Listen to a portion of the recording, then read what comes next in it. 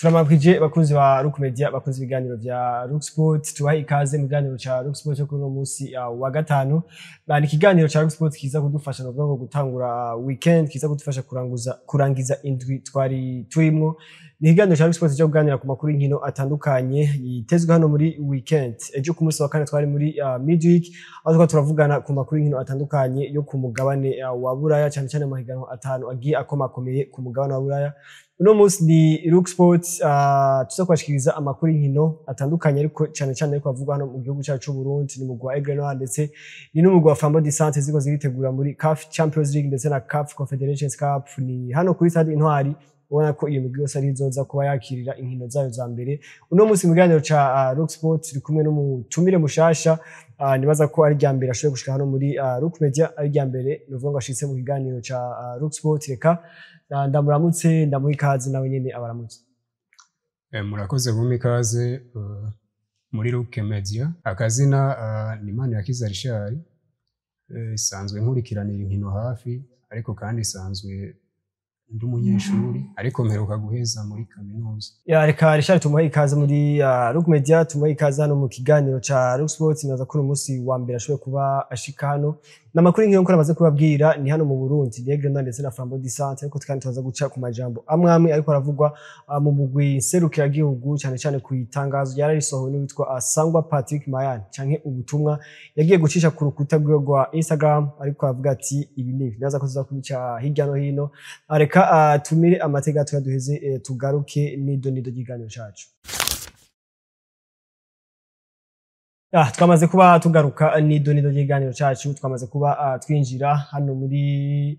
Rook Sport yo kuri umunsi wa gatanu ni kwigenekezo rya 17 ukwezi kwa Gitugutu mwaka wa 2025. Duhere amakuru yacu hano mu Burundi. Ni umugwa wa Aigle Noir navuga ngo uri mugi awujokira urukino rwabo rugira kabiri muri CAF Champions League mu nkino azikurondera ko boshika mu matsinda. Ni Aigle Noir igiye kwakira umugwa wa Al Ahly kuva mu gihugu ca Egypt. Ni Aigle Noir mu rukino rwa mbere bari bakwimwe umugwa wa Asas Djibouti kuva mu gihugu ca Djibouti, banganije hano mu gisagara ca Bujumbura kuri Stade Intwari ubusa ku bundi, banganije mu gihugu ca Ethiopia niho bakiniye urukino rugira kabiri banganya igitsindo kimwe ku kindi. Ni Aigle Noir tuko turayibona ingene iri muri no début de saison, ni équipe champion en titre hano muri Primus League. Ni Aigle Noir kandi novuga ko itamwe saison nziza cyane muri Primus League no musi bacari mu kibanza ca mbere inyuma y'inkino zigera kuri indwi. Aigle Noir uno musi twitege ku rukino waje guhura n'umugwa Ara. Aigle Noir ni equipe nkuru mu gihugu cy'u Burundi mu higanwa rikuru rya Primus League, yagira bitwereka seziheze ariyo atahukanye igikombe ca Primus League, ariyo kandi yahejeje mu higanwa imeze neza ifite amanota meza inatahukana igikombe, ariyo CSR igihugu mu nkino za CAF Champions League. Urukino rwa mbere yahuye na AS Djibouti inganya ubusa ku bundi kuri Stade Intwari. Tubona ko rwari urukino rubereye ijisho ruryoshe, nubwo twari twiteze kwiza gutsinda ibisindo vyinshi ariko ikanganya, ariko muri match retour yagiye kubi bitwereka iranganya kandi kubera igisindo cyo hanze kica kigira amahigwe irarengana iboneraho kwakira Al Ahly kandi tangwe kuyakira kuri Stade Intwari muhira ifise amahigwe menshi cyane. Nivyo Al Ahly no mugukomeye ifise ibikombe 12 vya CAF Champions League, aho no mugukomeye muri Afrika niyo ya mbere. Twagiye turanabibona yaragiye muri Mondial de Club. Nivyo nta kure yashitse, ariko nko mu wa mbere muri Afrika tumenyere ko atamigwi myinshi igenda yaragiye, no kuvuga itabujitike abari equipe nkuru kubera si nyinshi ziseruka muri Afrika ziserukira Afrika. Igiye guhura na Real Madrid ikaja mu higanwa rimwe, Man City ndetse n'izindi. Tuzi ko ihiganwa ku mugabane wa Buraya ariryo baturusha integuro baturusha byinshi cyane. Kubona rero mugwi nka Al Ahly userutse ugaseruka muri Afrika, ivyo bitwereka ko bwa mbere ari umugukomeye. Tubibonera kandi ku bikombe ifise kombe 12 no mugukomeye. Kubona rero Aigle Noir ni wo muguta itanguye kwakira kandi igirirwe n'amahirwe iwakirira muhira, aho turavuga n'amashase kubera mu bakinyi 11 tuzi batangura mu kibuga burya harongera ko umukinyi wa 12 ariwe mufana hajya rero bifise amahirwe vyerekana ko ivyo gutsinda biragoye kandi n'abantu benshi nta mahirwe bayiha ariko ivya football turabimenyereye ni ibintu vy'ibaro birazunguruka rero nivyo nta mahirwe menshi tuyiha ariko nka Aigle Noir yagiye twereka umupira mwiza turayiha amahirwe byose birashoboka nta kidashoboka muri football nuvuga ngo Aigle Noir twitege ko ejo kuza igashaka gutsinda ngo araki canke bakanganya canke twitege ko Aigle Noir ishobora mbere no kubandanya imbere yara byose birashoboka ariko nta mahirwe menshi twobiha kubera ale ahari n'umugwi ukomeye nivyo nta murusi nibaza ko hari umurundi abarundi benshi bo bayiha amahirwe ariko byose birashoboka muri football turindira urukino turabe ivyizotwereka nubwo itotsinda kuba igeze ku bwanje igeze mu itsinda muri round ya kabiri ni ibintu vyiza cyane nubwo itoharengana yaratabuje itike guhura na Ale Ahly no mungu ukomeye Ali Ahly itsinze Aigle Noir nta gitangaza kiba kirimo ahubwo igitangaza cyo bakirimo mu gihe Aigle Noir yotsinda Ale Ahly kubera Ale Ahly n'umugu ukomeye rero muri make Aigle Noir turayiha amahirwe ariko ibice biki kwijana yani Aigle Noir na Arahti zoba zikoza atano mutwe ku munsi n'ikigenekezo rya 19 nimba ntiyazo azoyi ku munsi w'Imana ni ku munsi wa gatandatu ku munsi w'ejo igenekezo rya 18 ku munsi w'Imana zoba ari Flambeau du Centre ndetse n'ubwa Singida naho nyene n'umugwi wamaze gushikana mu gihugu cy'u Burundi n'umugwi twaje ko tubona muri round ya mbere uza gukuramo umugwi wa Rayon Sport kuva mu gihugu cy'u Rwanda ni Flambeau du Centre yaje kuba ikuramo Al-Qadad kuva mu gihugu ca Libya ubona ko ni Flambeau du Centre contre Aigle Noir ni Flambeau du Centre ari abantu bari biteze ko idashaka kubandanya muri round ya mbere ariko niyaje kubikora ibintu bikomeye iraza kuba ibandanya muri round gira kabiri uno munsi muri round gira kabiri par rapport à Aigle Noir nibo bafise urukino rusa n'urugendeka imbere mu wa Singida two kutegeka kuri Flambeau du Centre Flambeau du Centre tugereranije izi nkino zibiri Aigle Noir na Ale Ahly co kimwe na Flambeau du Centre na Singida Flambeau du Centre muri make abantu benshi niyo equipe baha amahirwe bivanye n'umugwi bizohura Singida Black FC niyo equipe irakomeye muri Tanzania ariko bivanye na equipe bizohura ziragomba kuja nkuko twozi balance ku rugero rumwe bitandukanye na Aigle Noir na Ale Ahly Aigle Noir iboneka ko ariyo iri hasi kuri Ale Ahly ariyo ikomeye kuduga gusumvya Aigle Noir ariko Flambeau du Centre na Singida basa nuko bari ku rugero rumwe ari nayo match abarundi benshi niteze ko ariyo barindiriye kuraba ari benshi barindiranye igishika muri rusange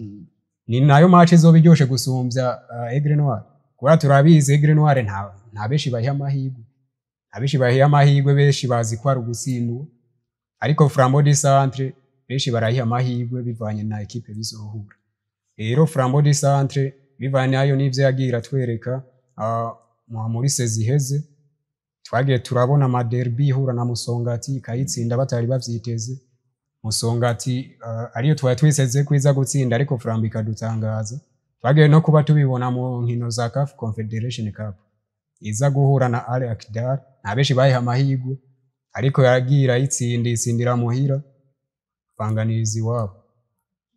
vyerekana ko Flambeau du Centre ari equipe ikomeye kandi no bayiha amahirwe kwizorengana Singida Black rero muri make Flambeau ni ifise amahirwe menshi yuko izotsinda Singida ya nimigwa Aigle Noir canke imugwa Flambeau du Centre twaje ko tubona muri match ya mbere ni Flambeau du Centre baje ko bemererwa tuganuke canke utubahasha kuri match zibiri baje gukina ni Aigle Noir yaje kubona nyine itanga amafaranga atari makangana ni miliyoni 175 mu rukero rwo gusubiriza umurongo mu Aigle Noir avuga ati nimwaza gukuramo uno mugwa sa Djibouti ndatanga miliyoni 175 ku mukinyi wese aza kuronka miliyoni 55 uvuga ngo tkuvuga ko n'ubuntu bw'ubushiruka bute bwatumye ino migiro nka motivation itandukanye eske uno munsi naho ntitwovuga ko hamwe uburongozi bo ntiturayibona public bavyandika usanga ari interne baravuze ati nimwatsinda nimwagiye tuzogira ibinibi nibaza ko biriho ariko le fait que babigize publiquement muri match za mbere uno musi naho twovuga ati hamwe ino migwi ibiri yoza gusaba kuvuga ati niyo Flambeau du Centre yatsinda boss Venera avuga ati ndafise imiliyoni amajana 200 cyangwa imiliyoni 100 nzobaha mwese mugire ntivyoza kuba arakarusho ko twaje ko tubibona muri round ya mbere ku bwanje nivyo cyane ndavyemeza kubera motivation muri football ni ikintu ca mbere gikonta twagiye kuba tubibona nkuko bivuze bagiye kuba babaha ico twokwita agashiruka buti aho ati we Flambeau du Centre ukava imbere ya Ali Akdar tuza kuba tuguha amahera ngano kandi nkuko yabivuze yarabishikije yagiye kuba yemera miliyoni 50 yarazibahaye ivyo rero biramotiva abakinyi kubera umukinyi twagiye tubibona hatandukanye mu mahiganwa twagiye tubona za Bumamuru twagiye tubona equipe zo muri Primus League baziha motivation amahera bakavuga ati ugatsindiye equipe turaguha amahera aya nayi hajya umukinya cakinayi avuga ati jewe ingufu zose mfise ndazitanga kugira ngo equipe yanje itsinde rero motivation ku bwanje ni ikintu ca mbere gikonta kandi giha ingufu abakinyi batuma bavuga ati twebwe dupfuma dupfira mu kibuga ariko turonka intsinzi twagiye kuba tubibona Flambeau du Centre yaratsinze Akdar nta benshi nabivuze bayiha amahirwe ariko yarayivuye imbere kandi hari Akdar ku match yatweretse bahura na Flambeau du Centre ngaha kuri Stade Intwari twarabona ko yoyo ikabakira iwabo ku bwanje je narabona ko ari Akdar ari yefise qualification ari yefise qualification Flambeau du Centre itazotsinda ariko kubera ya motivation Flambeau du Centre yaratsinze ni wabo kandi irabatsinda ibona kuronka qualification Aigle Noire twagiye kuba tubibona nayo barayemereye agashiruka buti motivation nkuko bavyemereye Flambeau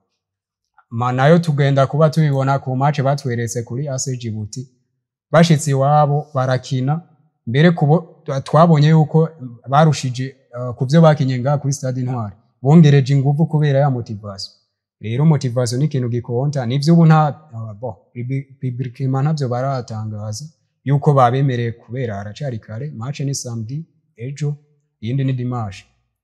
donc birashoboka yuko no munsi bashobora kubitangaza ati mwebwe mukava mugatsinda Al Ahly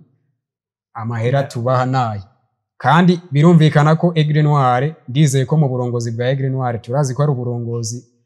abo amurongoza asanzwe akunda inkino arashigikiye Aigle Noire cyane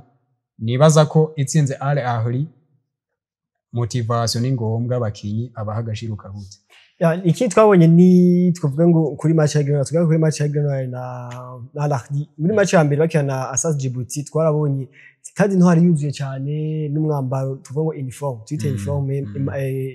mayo za Aigle Noire mayo za Coupe du Président uno munsi ni nukunyira bisubiye kuko Aigle Noire amaze uburongozi bwa Aigle Noire Fondation Pax Burundi amaze kuba itangaza ko amatike yagabanuye kuko amatike kare yari 10,000 baje kuyashira kuri 5,000 bavuga ati abaterankunga ni ama sponsor officiel ba Aigle Noire baje ko baterera amafaranga menshi rero reka abakunzi bacu tuborohereze itike tuyigabanye nibaza ko naco nico kintu gishobora ku booster confiance mu Aigle Noire nico ni ikintu gishobora kumotiva abakunzi ba Aigle Noire ndetse n'abanyamupira canke abakunzi b'umupira muri rusange muri make equipe twagiye kuba tubibona equipe mu gihe ifise abakunzi irifo yuko baza bayishigikire bambaye imyambaro ari vyo Fondation Pax yashize imbere vuga ati mwebwe mukoza muzoza mwambaye imyambaro ya Aigle Noire canke imipira ya Nkurunziza Cup navyo ni ibintu kugira stade ivibre babone ko n'abafana ba Al Ahly mu Burundi hari abakunzi b'umupira kandi biba byibonekeza nta bimwe vyo kuza wambaye jezi ya Barcelona canke ya Real Madrid uza wambaye imayo ya Aigle Noire navyo ni ibintu byibonekeza ukavuga ati equipe Al Ahly ni equipe ikomeye muri Afrika ya mbere ariko abakunzi bayo canke abafana bayo bazovuga ati twaragiye guhura na equipe yo mu Burundi Aigle Noire ifise abakunzi mu mupira kubera iki muri stade bose barasa kujya twese twaragiye kwiga ku ishuri mwambaye uniforme muragaragara ko muri abanyeshuri aba ari ikintu cerekana icuri rero mu gihe wambaye imayo ya Aigle Noir canke muri rusange impuzu zose zisa muri stade navyo ni ibintu vyerekana ko hari abakunzi b'umupira navyo ni motivation kandi bimotiva abakinyi bakavuga ati twebwe turashigikiye wa mufana wa 12 nakubwira umukinyi plutôt wa 12 rero muri make twitege ko azoba ari urukino ruryoshe azoba ari urukino ruryoshe kandi hariho n'ikindi uvuze ati twagiye turabibona ubwa mbere avuga ati muzoza kuri stade mwaguze umwambaro wa Aigle Noir mwongera muce muriha itike ya 10,000 ariko barabira bati kugira tworohereza abafana baze muri stade baberewe bashigikira ekipe yabo reka tumanure itike tuyishire kuri 5,000 kugira ngo uwari we wese azoze kuraba urukino aryohewe bimeze neza nivyo vyamaze gushikirizwa n'umurongozi vyaheze no kuvuga ubu wewe uzoza wambaye umupira wa Aigle Noir urihe n'itike ya 5,000 azoba ari ibintu bibereye ijisho bituma umukinyi nawe agira motivation ni Aigle Noir ndetse na Flambeau du Centre zoze ko zirakira inkino zabo ku munsi wa gatatu no ku munsi w'Imana reka tuvuge ku ntamba mu rugamba ndetse ku ntamba mu rugamba ni Rassemblement yaraheze abana ko ni Trêve Internationale yaraheze abakinnyi bamaze gusubira mu migwi yabo mu maklub yabo ni ntamba mu rugamba bakinye inkino zine zikurikirana bagira defete zine nyene zikurikirana abantu batangwa kwibaza ati mbega habuze iki mu ntamba mu rugamba mbega Sangwa Patrick Mayani ari ameze yo gushaka kumena ino equipe gushika hejuru cyane ni Sangwa Mayani Patrick ku munsi w'ejo yaje kuba yandika ku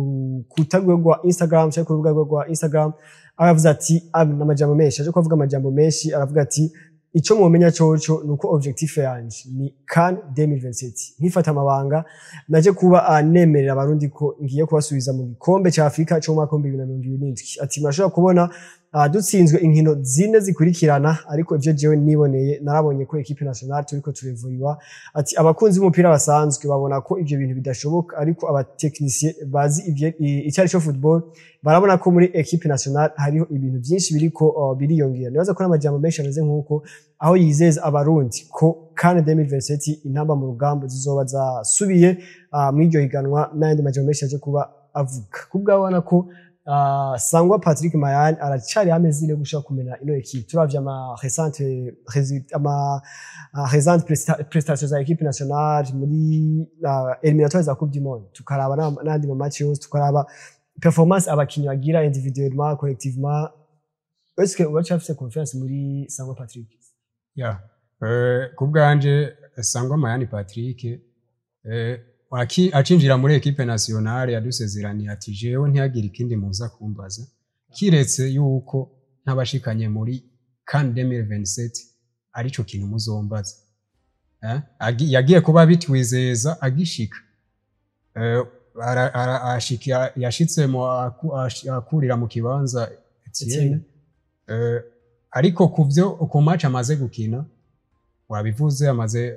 yagize defete zitandatu anganyimwe tsindamo zine zitatu plito nukuvuga abarundi benshi nta mahirwe bariko baramuha benshi hariho n'abatanguye kwidoga bavuga ati kumbe yosezera yova muri equipe nationale ariko je kubwanje siko ndabibona mu gihe yadusezeraniye kwazo dushikana muri CAN 2027 CAN 2027 ntiragera dufata kubo ari mu nteguro ariko arategura iyo CAN 2027 ariko dukurikiranye ku match zimaze kuba izakinye tukaraba n'ukuntu abakinyi bitwaye kubwanje ndibaza eskari karategura ko mbona urugero rw'abakinyi twagiye kuba tubibona mu match zitandukanye surtout nk'iyi match ya Gabo n'u Burundi yaho twabonye ko abakinyi bakinye neza kugeza ku minota 80 ariko tukaza gutsindwa ku minota 86 mu minota 5 tukaba tugombo tugatsindwa ibitsindo bibiri rero muri make sinzi ko ari mu nteguro ntawo mwinjira mu biharuro wewe hari gihe wewe wabona preparation ari karakora akavuga ati je ko nabasezeraniye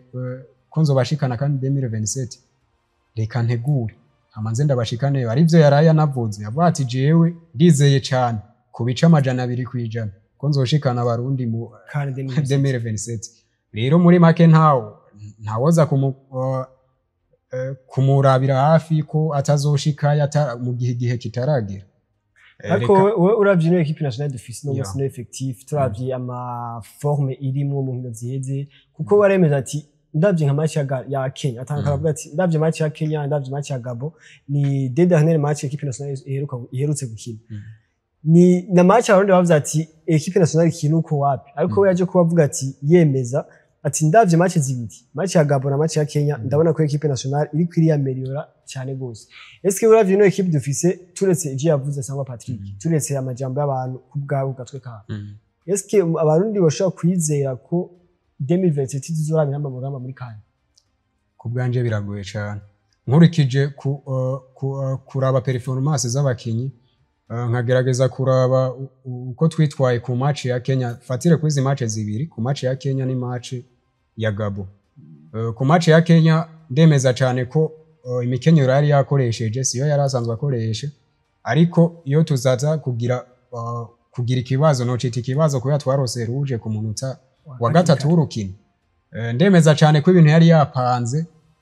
byari bigaragaza ko twebwe tuza kuronka intsinzi ariko tuza kuronka ruje ku munota wa gatatu mu gihe murose ruje ku munota wa gatatu hagakina abakinyi 9 kuri 11 aho turemeza cyane ko urukino ruba rupfuye kandi iminota ikiri hafi ariko rero ikindi kibazo naciye ndaba match ya Gabon no Burundi beshi ngerageje kuraba attaque baratanga amapasi attaque yagira umugisha yatanguje gira umugisha na Liyongora ariko bikaboneka neza ko amapasi bayatanga ariko hakabura umwataka rifura avuga ati arose pasi ni gitsinda twagiye kuba tubibona Abedi ahushiki itsindo kigaragara twita ko ryari gore twari kuba twarose rero muri make jewe ndabona urugero rw'abakinyi sinemeza neza ata kintu gikozwe ngo bahindure sinibaza ko kandi 2027 naho tuzoshikayo kubganje ni kandi 2027 ni eliminatoire zigiye gutangwa mu mwaka wa 2026 mu kwezi kwa gatatu mu mwaka uza mu kwezi kwa gatatu azotangwa eliminatoire zidushikana muri Coupe du Monde reka nibaza ko iganiro cyacu twaza tukirangiriza hano kuri uno munsi wa gatanu nshimire umutumire wacu yadufashije kuyashikiriza murakoze cyane reka nande ndabashimire cari ikiganiro kiryoshe ni rya mbere nari nshitse ngaha muri studio za Ruke Media rero ndahimbawe aryohewe nizere ko n'ubutaha tuzosubira kandi gukorana reka namwe ndabashimire bakunzi ba Ruke Media bakunzi biganiro ca Ruke Sports nshimire mwese mwako madukurikirana nshimire namwe mwadufashije kugira ngo amajwi ndetse n'amasanamu ashobore gushikira abakunzi ba Ruke Sports bandanye ndabifuriza intango ya weekend nziza ndetse muze murayirangize neza mugire aho muba